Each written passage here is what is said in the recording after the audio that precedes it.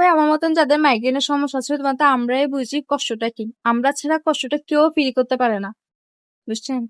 আমাদের সবচেয়ে বড় কষ্ট হচ্ছে আমাদের কোনো টাইম টেবিল থাকে না মাথা ব্যথা উঠার জন্য। কোনো স্পেসিফিক কারণ থাকে না মাথা ব্যথা উঠার জন্য।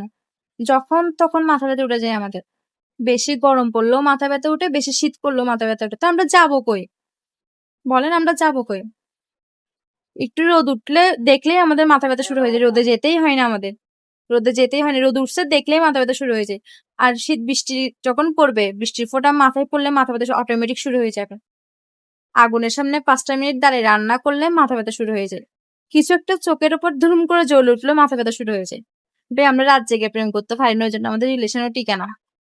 কারণ রাত জেগে রাত জেগে থাকলে আমাদের চোখের ওপর যখন ফ্লাক্সটা জ্বলে তখন আমাদের মাথা ব্যথা শুরু হয়ে যায়। বুঝছেন? হেডফোন ইউজ করতে পারি না। ৫ মিনিট হেডফোন দিলে মাথা ব্যথা অটোমেটিক শুরু হয়ে যাবে।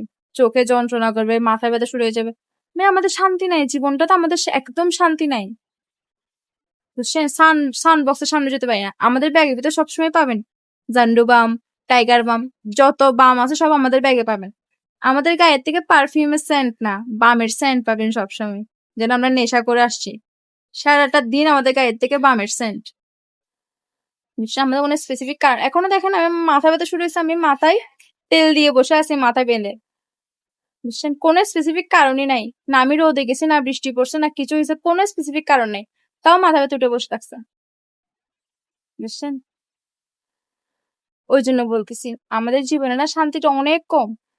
আমার মতন যাদের মাইগ্রেনের সমস্যা আছে তাদেরকে একটু স্পেশাল কেয়ার করে। বুঝছেন? আমাদের জীবন আমরা বেশি দিন না, আমরা বেশিক্ষণ ভালো থাকতে পারি না।